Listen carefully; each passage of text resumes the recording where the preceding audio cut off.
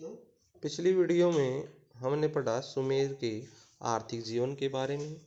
आज की वीडियो हमारी सुमेर के सामाजिक जीवन के बारे में है। सुमेर का सामाजिक जीवन कैसा था?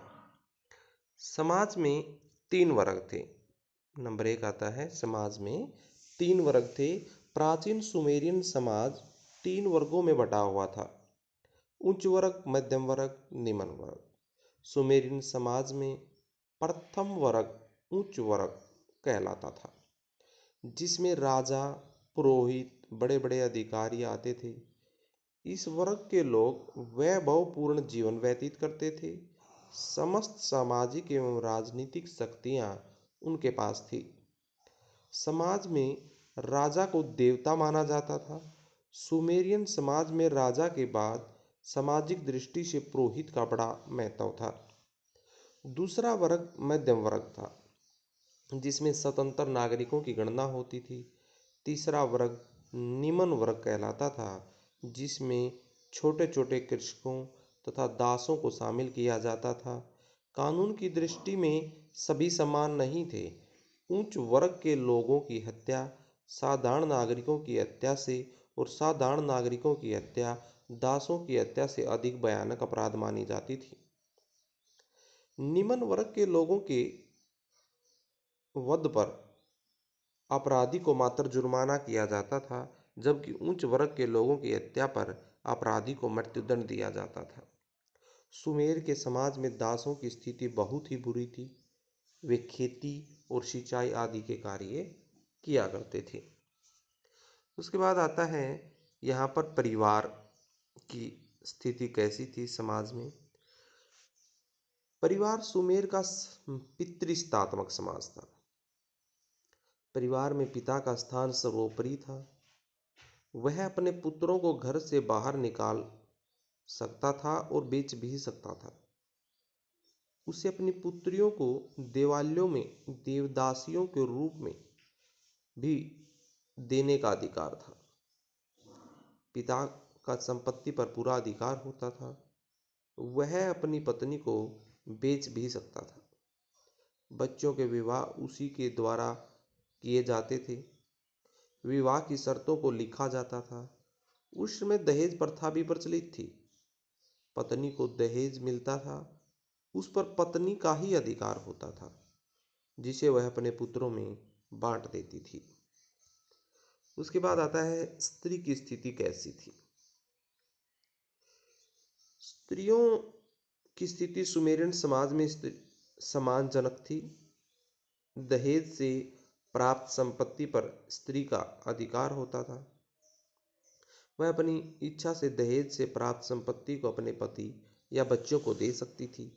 पिता तथा पुत्र के न होने पर परिवार की संपत्ति पर स्त्री का ही अधिकार माना जाता था। पत्नी को अपने पति से अलग स्वतंत्र रूप से व्यापार करने एवं दासियां रखने का भी अधिकार था। स्त्री के चरित्रहीन होने पर उसे तलाक नहीं दिया जा सकता था, हालांकि पुरुष दूसरा विवाह कर लेता था।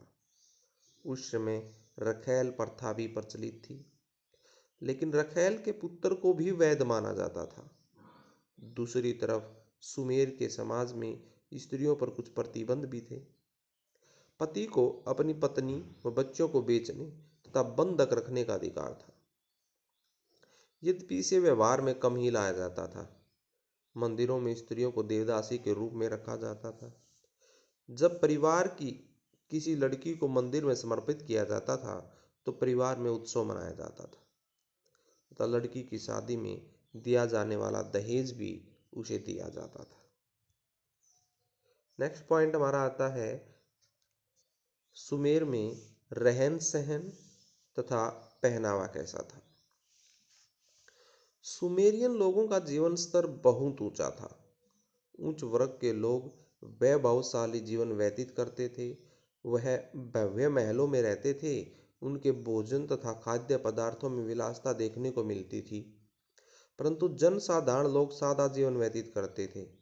उनका भोजन भी सादा होता था। राजा और बड़े बड़े अधिकारियों के वस्त्र बहुत कीमती होते थे। उच्च वर्ग के स्त्री पुरुष दोनों ही भड़कीले वस्त्र पहनते थे। पुरुष बढ़िया प्रकार के कमीज का प्रयोग करते थे, जबकि स्त्रियां घाघरे की तरह का वस्त्र धारण करती थी। जनसाधारण लोग केवल नीचे के वस्त्र पहनते थे और ऊपरी शरीर को नंगा रखते थे। उस समय सूती तथा भेड़ की खाल के वस्त्र तैयार किए जाते थे। सूती यानी कि चमड़े के वस्त्र भी थे। सुमेर समाज में लोग द्वारा सिर पर टोपी और पैरों में चप्पल भी पहनी जाती थी। उसके बाद हमारा अगला 5वां पॉइंट आता है सामाजिक जीवन में आभूषण एवं श्रृंगार। आभूषण तथा श्रृंगार सुमेरियन समाज में पहनने का प्रयोग स्त्री पुरुष दोनों ही करते थे। खुदाई में अनेक प्रकार के आभूषण जैसे नाक, कान, पैर, आंख, गला, कमर आदि में पहने जाने वाले आभूषण मिले हैं। सुमेरियनों के आभूषण सोने के, चांदी के, तांबे के, बहुमूल्य रत्नों के बने होते थे। रानी सुबाद की कब्र से एक प्रसाधन पेटी, इनकी जहाँ पर श्रृंगार की वस्तुएं रखी जाती हैं, वो पेटी भी मिली है। इस प्रकार का एक नीलम की अंगूठी भी मिली है। अनेक स्थानों की खुदाई से कुछ श्रृंगार दानियां प्राप्त हुई हैं।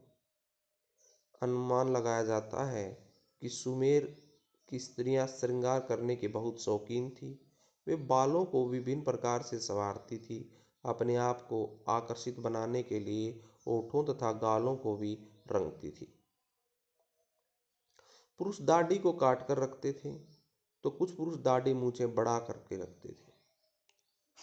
आमतौर पर सुमेर के लोग सर के बाल मुंडा कर रखते थे। इसके बाद मनोरंजन। ये मनोरंजन क्या था? सुमेर के लोग विभिन्न प्रकार के साधनों से मनोरंजन करते थे, जैसे खेल कूद, संगीत, नृत्य तथा उत्सव, त्योहार वगैरह उनके मनोरंजन के प्रमुख साधनों में से थे। मंदिरों में देवदासियां होती थी जो मनोरंजन करती थी। कुछ स्त्रियां वेश्यावृत्ति भी करती थी। बच्चे लकड़ी, मिट्टी या धातु के बने हुए खिलौनों से खेलते थे। उनके खिलौनों में बैलगाड़ियां होती थी। मनुष्य तथा जानवरों की आकृतियां भी प्रमुख इसमें आती थी। उसके बाद आता है सुमेरियन समाज में दास प्रथा कैसी थी। सुमेरियन समाज में दास प्रथा भी जोरों से प्रचलित थी। दासों को दूसरे देशों में युद्ध में बंदी बनाकर लाया जाता था। दासों की खरीद फरोख्त होती थी। उस समय भयंकर अपराध माना जाता था। कर्ज व्यवस्था जैसे तथ्य भी दास प्रथा को बढ़ावा देते थे। समाज में दासों के साथ पशुओं जैसा मानवीय व्यवहार किया जाता था। दास अपने स्वामी को छोड़कर कभी नहीं जा सकता था। भागने की कोशिश करने पर उन्हें क्रूर यातनाएं दी जाती थी। दासों की पहचान बनाने के लिए उन्हें शरीर पर दाग दिया जाता था, परंतु अपने स्वामी को प्रसन्न करने या धन देने पर दासता से मुक्ति पाई जा सकती थी। उन्हें व्यापार आदि करने की भी छूट थी। यदि किसी दास का विवाह स्वतंत्र स्त्री से होता था तो उनकी संतान स्वतंत्र मान ली जाती थी। सुमेर में दास पशुओं की भांति बेचे जाते थे, खरीदे जाते थे। आमतौर पर एक दास की कीमत 20 शेकिल होती थी, जो एक गधे की कीमत से भी कम थी।